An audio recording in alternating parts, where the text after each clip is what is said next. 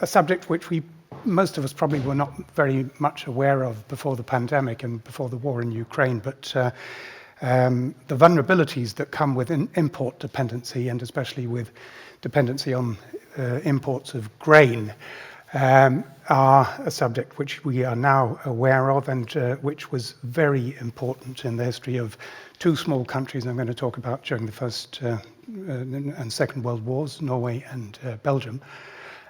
And the second point, which is relevant, which I'll come to right at the end, is that there is a direct link between this topic and a very uncomfortable and tragic aspect of the plunder of Ukraine during the Second World War. So I'd better get to the end to make sure I can make that point. How do I... There. I have to be brief, so I will give you the shortest history of globalization that you will ever see, hear, or read. The food map over there is relevant because it was developed by or spread, distributed by the Committee for Relief, Norwegian Relief Committee in New York in 1940, showing the dependence of various countries in Europe, especially Norway, on imported food. How did it come about that Norway and Belgium had become so dependent on food? Well, globalization is part of the story. These two countries, although they developed economically in very different ways, were able to sell niche products, manufacturing in the case of Belgium, and services, especially shipping in the case of Norway, and semi-refined metals in niche markets all over the world, protected by the British Empire. And these markets brought in foreign exchange, which they were able to use to buy cheaper food than they were able to produce at home, from Canada, Argentina, and so on. But a third of the grain, I think in both countries, came from Odessa from the 1880s onwards, and lowering the price of bread when workers spent half their income on bread was a substantial increase in the standard of living, which benefited the whole population. So these countries became richer quicker because of their integration into global markets. But at the same time, they became vulnerable because they became very dependent on imported grain, which could be cut off. Only one other country, I think Britain, was as dependent on imported grain as these two were, and Britain had the world's biggest navy and could protect its supplies of grain. These two countries couldn't, so what I'm going to talk about today is what happens if you're a small state dependent on overseas grain imports and hence vulnerable. What happens is you get kicked around by the big powers, and the great powers were able to use food as a weapon of war in both world wars. These two books came out 30 years apart, but they are representative of a large amount of research that's been carried out in this field. The great powers used food as a weapon of war in both world wars, but the smaller states, dependent on imports, had to submit to their pressure. And it's the experiences of these two countries, Norway and Belgium, during the First World War, which created the precedents on which their policy was based heading into the Second World War. These two countries are initially completely different. Belgium was the most densely populated country in Europe, I think at times in the world. Its industrialization started 50 years earlier than Norway, and being a densely populated country, it's not surprising that it was not able to feed itself. It was dependent to at least 50% on imported grain, probably more if you talk about bread grain. Norway was the most sparsely populated country in Europe, but it doesn't matter if you're only 10 people per square kilometre, if only 3% of the territory is arable, you still can't feed yourself. And Norway was despite having a very differently structured economy, being less industrialized than Belgium and very dependent on foreign exchange earnings from services, especially shipping, was in exactly the same position as Belgium. Both countries were dependent on grain imports to a greater extent than almost any other country. And even though the statistics look the same for the Netherlands, that economy was differently structured, so it wasn't as vulnerable as these two countries.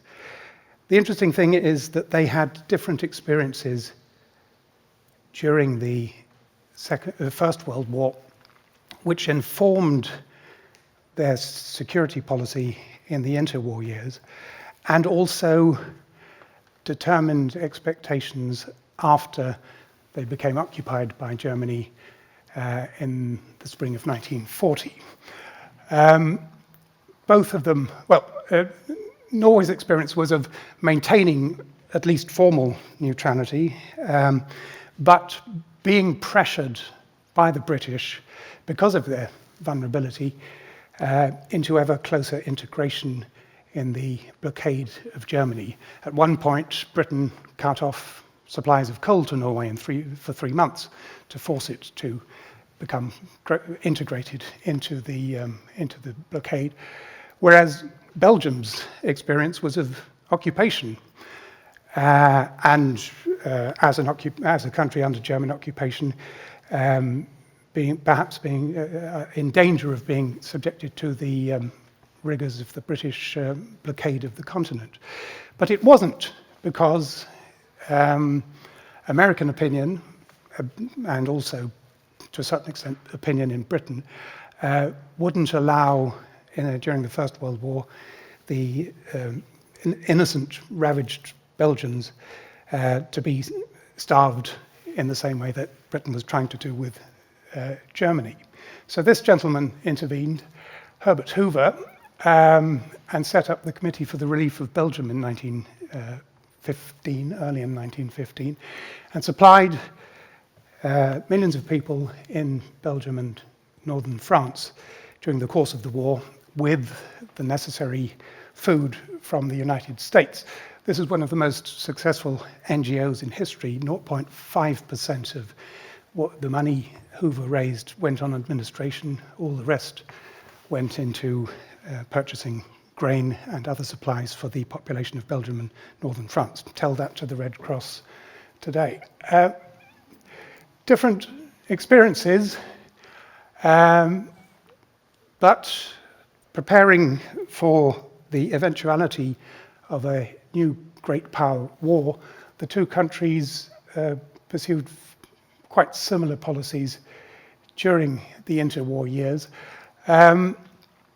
Although, of course, the Belgians probably accepted that there was a possibility that they might be invaded again.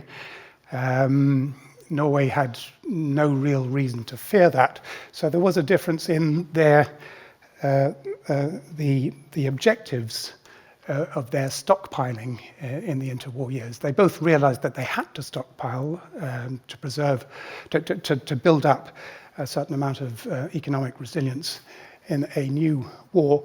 But Norway's preparations for a new blockade in the interwar years was not civil defense. It was part of neutrality policy.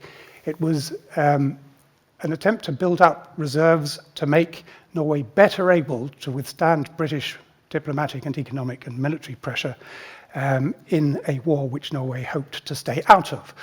So the funds to build up these stockpiles came from the Neutrality Fund, which was an extraordinary expenditure of the Storting, the Parliament, in 1937, which was used both to rearm the military and to pay for extra maneuvers and reservists and so on, but also to pay for stockpiles of grain, sugar, coffee, coal, and oil.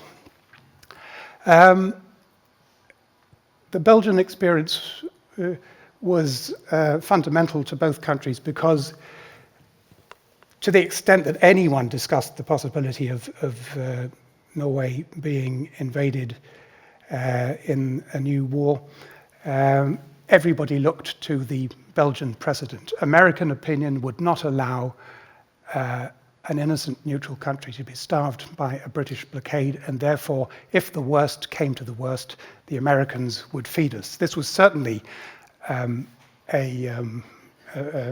that the Belgian authorities believed in, and it was a model, a precedent that the Norwegian authorities, both the government in exile in London after the invasion in 1940, after the occupation, and the authorities remaining in Oslo, took for granted in the summer of 1940. So, if we skip the various reasons why these two countries were invaded and move forward to the point in time at which they've both been occupied by the Germans in the summer of 1914, there is a common assumption in both countries that they will be fed by the Americans. A Hoover plan will be forthcoming, and both the Belgians and the Norwegians immediately send leading statesmen to New York to found Belgian and Norwegian relief committees in June and July of 1940. And as we shall see, they were able to make contact with Herbert Hoover himself, who was no longer president, but who had founded a number of new committees for the relief of the 5 small democracies who had been occupied by Germany. The real turning point came on the 20th of August 1940, when Churchill said in Parliament that even the occupied countries would be subject to a strict blockade. This broke with the precedent of the First World War. It meant that they could, well, they tried to use their influence in the United States to bring about a new plan, but it turned out, a new relief plan, but it turned out that the Roosevelt administration was not willing to apply pressure on Britain at the very moment when Britain stood alone with its back to the wall, and it only had the blockade as its main offensive weapon.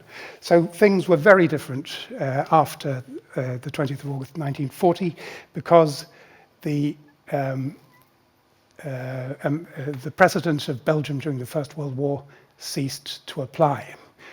The Roosevelt administration would not listen to the Allied governments or their relief committees or Herbert Hoover, who was associated with isolationist groups,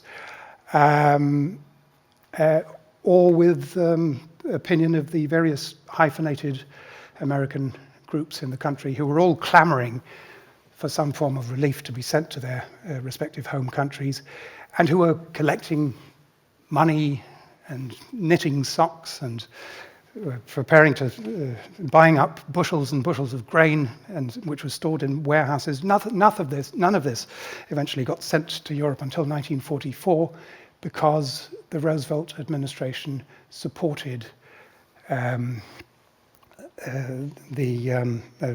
blockade declared by Churchill. There is an interesting aspect of backdoor diplomacy here, which I haven't been able to shed enough light on. It looks as though the Norwegian Relief Committee, perhaps the Norwegian government, went behind the backs of the British and attempted to get some form of relief sent to their countries. The Belgian representative in New York, Georg Teunis, did exactly the same. But it came to nothing. For some reason, they were stopped, probably because of British pressure, because of persuasion by the British that Hoover was not to be trusted, and certainly the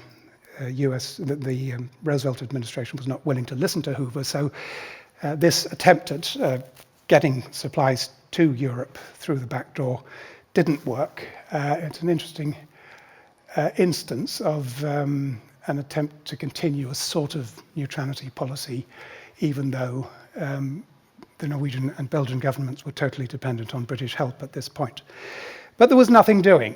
These are 2 quotes from documents in the National Archives, and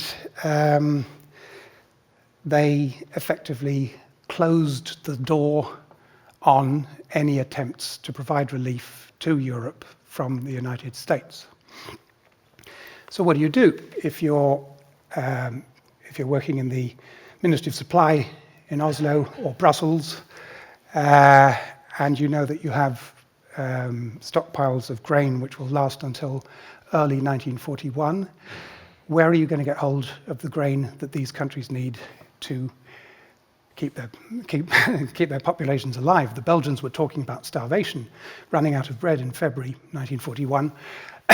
Where do you turn to? Well, there's only one country on the European continent which actually produced a surplus of grain, and that was the Soviet Union. Both countries, both Belgium and Norway, did exactly the same. In the autumn of 1940, they started reaching out to Soviet trade representatives in Brussels and Oslo, and moved on to sending delegations to Moscow to reach a deal with the Soviet government to supply Soviet grain to these two countries, at least as a stopgap measure. And they offered to pay for them in dollars, blocked dollars in American accounts, or gold dollars. And the Russians said, "We don't want dollars, we want barter agreement." And eventually they both sent delegations to Moscow in March and April of, in February and March of 1941. They negotiated with the Soviets two barter agreements, exchanging what the Russians really wanted, which was metals and machines to use in their rearmament, preparing for war against Germany, with a certain supply of rye and cotton and a bit of wheat and maize and all the things that they could no longer supply from overseas.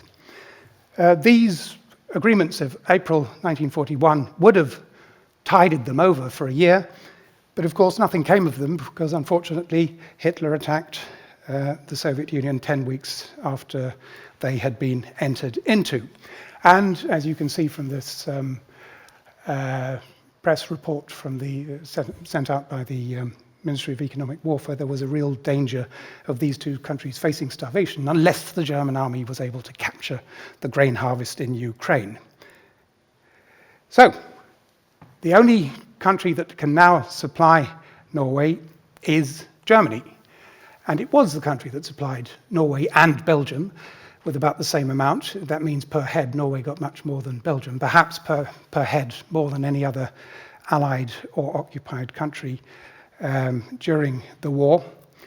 And this is where it begins to get uncomfortable, because Germany did not have a surplus of wheat or rye to hand over to its allies or occupied countries.